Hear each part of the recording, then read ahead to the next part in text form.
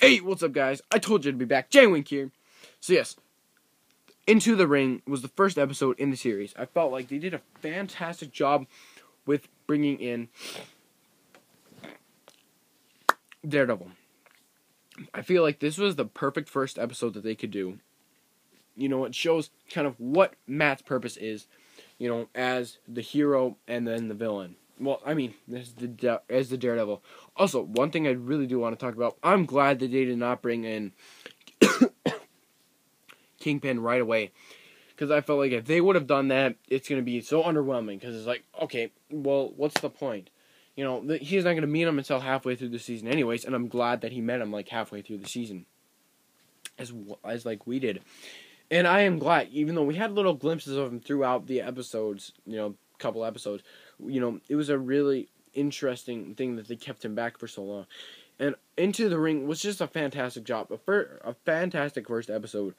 And I felt like they did a great job with everything that they had to do for the first episode. Introduce the Daredevil character, introduce, you know, all these new characters and everything, and I felt like they did a great job. Cutman kind of is a continuation of what happened in the last episode. It's where Daredevil is injured and he meets Night Nurse, you know, and he has to kind of do what he needs to do and get over his pain. And I really did like it, even though it sounds like a really boring premise where it's like, okay, he's got injured, now he's got to get all stitched up. You know, it seems like a boring premise, but it's not. I feel, in my opinion, they did a great job with what they needed to do. And they just I feel like they did a fantastic job with it. Wrapped in a snowstorm. This was the first episode kind of where we actually finally got to see Wilson Fisk at the end of the episode, even though he wasn't a huge part of it. They did a fantastic job of what they needed to do.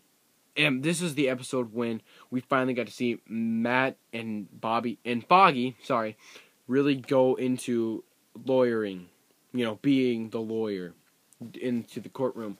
I really like that. Charlie Cox excellently performed that scene. Right where he's talking about the difference between good and evil is sometimes it's a short wind and sometimes it's a blur. I really did like that. Fantastic quote. I'm really going to be saying that from now on. And they just did a great job with it. So in the Blood, we get to see some Russian mobsters actually start to come into this, and that's a really big thing. Where this is where people start to question.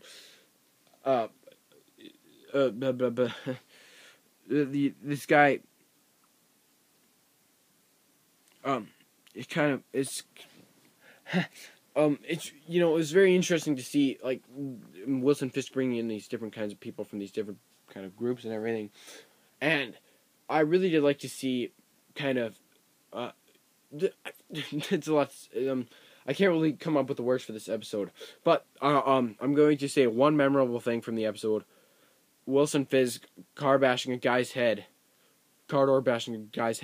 Oofta. That was pretty gruesome, I gotta say myself. That was pretty rough.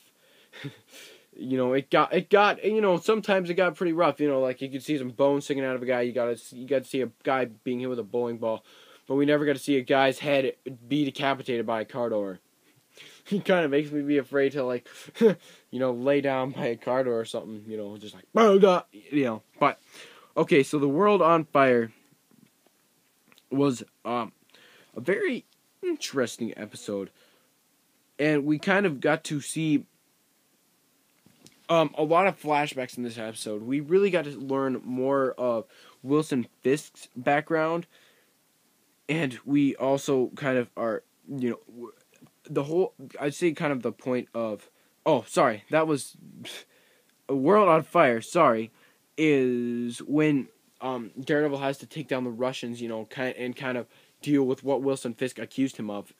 And I really like that. I really do like to see the heroes being accused of something and then they have to clear their name. And it was really good. And that also Kingpin sets off a whole bunch of bombs in Hell's Kitchen. Boom! It was just amazing. And it had a really lot to do with it. And, you know, it was just a very interesting way to deal with what they needed to do, you know, especially what Kingpin is all about. Having a city having to die before it can be reborn. It really sets what his purpose is, you know, kind of throughout that. And so, but yes. Okay. So that, yes, Condemned was the next episode, and that is kind of where Fisk sends corrupt police officers to eliminate Valdemir and the vigilante, but Murdoch manages to evade them and carry Valdemir to an abandoned building to tend his wounds. Valdemir confronts him, confirms to him that Fisk is trying to take over New York City's criminal underworld, and that instructs Murdoch to locate Fisk's account, Leland Osley, to acquire evidence of his crimes. The duo attempts to escape through the underground access tunnels, but Valdemir stays behind and holds Fisk's men off while the vigilante is blamed for the bombings. Nelson, Page, and Temple deal with the fallback from the bombings. That was a really interesting episode to see Daredevil kind of having to team up with this bad guy, that was trying to kill him and everything. I really did like that. It was very great and a very interesting way to do it, because we didn't get to see that before. And I really did like that episode. It was a pretty good episode, I have to say, in my opinion. And that's kind of the first time when we got to hear Daredevil and Kingpin actually talk to each other. So yes, moving to Stick. This mainly episode is about Stick. Scott Glenn's character as Stick. Oh my god, this guy was amazing. Even though as much as a jerk he was, he did a fantastic job with what he needed to do. And I'm pretty sure we all like to see what kind of happened. I'm pretty sure we all know how that episode went pretty good. So yeah, Shadows in the Glass is kind of the episode where the team is close to taking down Fisk, but then at the end of the episode he reveals himself on the news. And that was just kind of the whole point of the episode, was coming up with a plan to take Fisk down. And it was great. They did a great job with what they needed to do. And then right in the end, kicks him right in the butt and says, here's what's going on, guys. I think, I'm Wilson Fisk. Hi, I've been kind of hidden from you guys, but I'm here now. So yeah. So speak of the devil. This is kind of where things really went out of control, because this is kind of where we kind of see Matt fight a ninja. This was a great episode in my opinion. They did a fantastic job. And it was just a really intense fight, I have to say, in my opinion. And Karen Page starts to uncover, Kingpin's past, and we see the first fight between Daredevil and Kingpin demolishes him, I have to say. And it was a pretty bad thing. But Matt does end up escaping and kills Nobu and meets Foggy in the end. So yes, Nelson versus Murdoch was a great backstory to what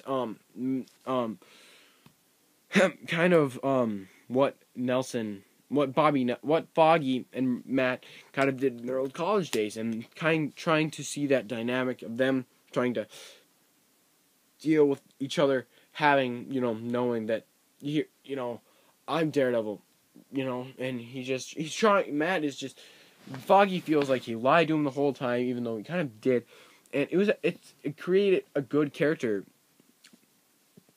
bud between the both of them. And so yes, moving to the last three episodes, Path of the Righteous Man, The Ones We Leave Behind, and Daredevil, I feel they're all one great episode together. I feel like they all did a great job. This is kind of the whole last thing before we finally get to the final fight in Daredevil, episode 13. They just did a great job with what was tasked of them in this last three episodes. And I'm really going to be talking about Daredevil here, the last episode, because this was the whole downfall of Kingpin.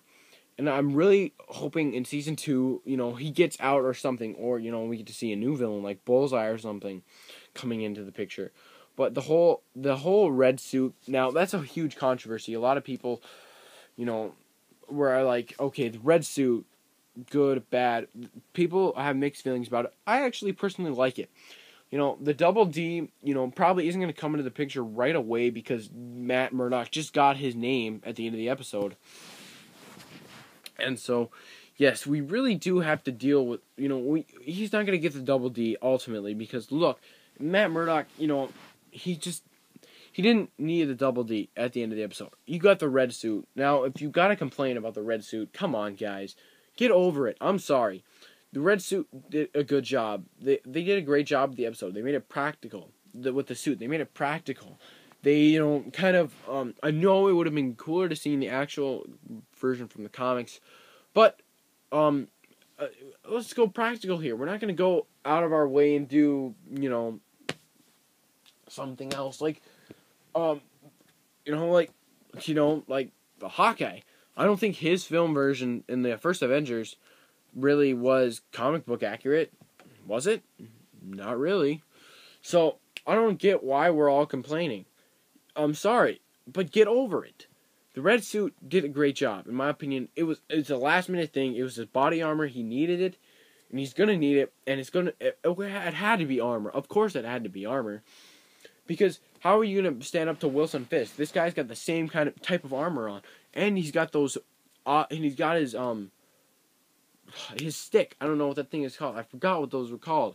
But I feel, in my opinion, if you guys don't like the red suit, I'm sorry. But why don't you guys like it? Please let me know in the comment section below if you do not like it. But I really did like the red suit. I thought they did a great job with it. When I first saw it, I was a little bit lenient on it, but I thought, it was okay. So yes, guys, I really did like the whole Daredevil TV show. Great characters. All the actors did a fantastic job. I'm gonna give the series 5 out of 5 winks for sure. And I'm really looking forward to the next season and Jessica Jones, Luke Cage, Iron Fist, and the Defenders. Are they making an Defenders series where they all come together? Just let me know in the comment section below. I'll see you guys later. J-Wing, wing it out.